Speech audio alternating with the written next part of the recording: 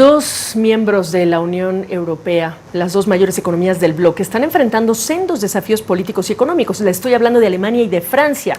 Alemania tendrá elecciones anticipadas a fines de febrero. El canciller Olaf Scholz perdió un voto de confianza este lunes. En Francia, mientras tanto, la crisis ha llevado a que en un año el gobierno de Emmanuel Macron tenga un cuarto primer ministro. Esta tarde me acompaña ya el analista en riesgos políticos y también en política internacional, Josep Núñez. Gracias, Josep, por estar con nosotros. Lo que está sucediendo en Alemania y en Francia parecería sugerir que hay una falta de liderazgo en Europa. Háblame del golpe que representa esta situación. Gaby, muchas gracias por la invitación. Te saludo con mucho gusto a ti y a todo el auditorio. Y precisamente como mencionas, tenemos a dos potencias en la Unión Europea, Francia y Alemania. Pero la crisis política de la Unión Europea lleva décadas, lleva al menos una década. Y esta se ve exacerbada por diferentes momentos. Bueno, esta crisis política que vive la Unión Europea ha sido política, económica, y es exacerbada en 2016 desde el Brexit. Pero con la salida de la canciller alemana, Angela Merkel, desde entonces, vemos un vacío de poder en el liderazgo europeo que se esperaba que tomara el presidente francés Emmanuel Macron. El saco de Merkel le quedó bastante grande a Macron y desde entonces no ha habido un liderazgo notable, visible en la Unión Europea. Desde que sale de la jugada esta Merkel, también Olaf Scholz podía tomar la batuta, seguir la continuidad que deja Merkel como teniendo a Alemania en un liderazgo regional, y esto no ha sucedido. Ahora bien, estos problemas se han visto exacerbados también por la crisis migratoria que estamos viendo que viven la gran mayoría de los países en la Unión Europea, que ha orillado a muchos sectores de la población a buscar la extrema derecha o también la extrema izquierda, dependiendo de cuál sea el caso, y ambas tienen bastante fortaleza. Entonces ahora lo que estamos viendo tanto en Alemania como en Francia es un vacío de poder bastante complejo en un momento crítico en el que se está viviendo la crisis de seguridad regional en Ucrania y también con la llegada del presidente electo Donald Trump a Estados Unidos, que claramente cambia el panorama que vamos a ver en el panorama internacional. Estábamos reportando la semana pasada el Bundesbank hablando de una economía en recesión en Alemania, de un problema industrial severo, de problemas estructurales. Aquí parece también quedar muy claro que hay prioridades fiscales distintas porque hay diferencias ideológicas distintas. ¿Qué anticipas que va a ocurrir en Alemania y qué pasa, por ejemplo, con la extrema derecha en Francia?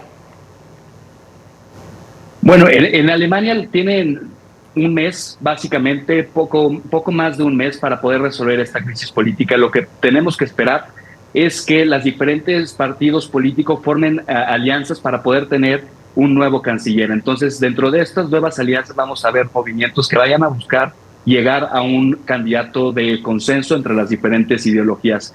Pero claramente, como mencionas, el panorama no es bastante diferente de lo que se está viviendo en Francia, donde también el Parlamento está buscando crear alianzas políticas entre los partidos de centro, con a lo mejor partidos de izquierda, partidos de derecha, no los extremos políticos, pero que se está buscando crear estas alianzas políticas para poder tener un primer ministro en Francia, un canciller en Alemania, que pueda ser el nuevo liderazgo. Sin embargo, nos dejan una situación bastante compleja, porque, por ejemplo, en Francia se está pidiendo la renuncia del presidente Emmanuel Macron, y esto claramente da una ventaja competitiva a los respectivos liderazgos de la extrema izquierda con Mélenchon y a la extrema derecha con Marine Le Pen.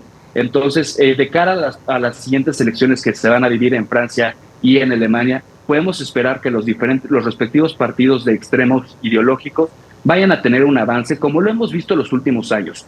El crecimiento de estos partidos ideológicos populistas que se encuentran en los respectivos espectros del espectro político no han tenido un auge de la noche a la mañana, han tenido un crecimiento que se ve de los últimos años a la fecha, y esto es claramente por problemas políticos, económicos, migratorios, que se ven exacerbados con la crisis de seguridad en Ucrania.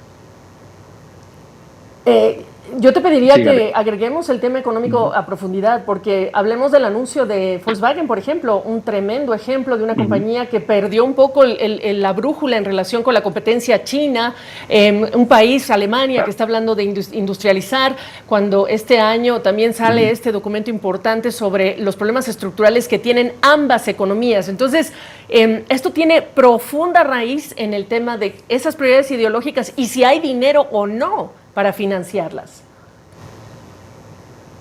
Claro, y esto básicamente se traduce, bueno, se trasciende a otras industrias, donde la incertidumbre política puede generar incertidumbre para la iniciativa privada. Entonces, en el momento en el que las diferentes potencias políticas, tanto en Francia como en Alemania, no tengan una solución tangible y que encuentren una resolución de consenso entre los diferentes partidos, más que nada aquellos llegados al centro, estos problemas económicos van a seguir creciendo. Ahora bien, hay que tomar en cuenta que la llegada del presidente electo Donald Trump también es algo que va a generar mayor incertidumbre en el clima político europeo. Esto va a generar o va a permitir que haya un camino hacia los respectivos partidos de extrema derecha. Eso es algo que vimos en 2016 con su llegada, que lo vimos combinado junto con el Brexit, y es algo que simplemente justifica o da legitimación a que lleguen otros líderes populistas a cargos en el Ejecutivo. Pasó también en Brasil con la victoria de Jair Bolsonaro en 2018, ¿no? Bueno, y dentro de todo esto que estamos analizando hay que acordarnos, los países, las economías satélites que dependen de Alemania, también van a recibir este golpe de lo que está sucediendo allá. Además de temas que trascienden las fronteras, por ejemplo, el apoyo a Ucrania y lo que pueda suceder en el futuro. Te agradezco, Youssef, por esta conversación. Buenas noches. Gaby, muchas gracias. Buenas noches al auditorio.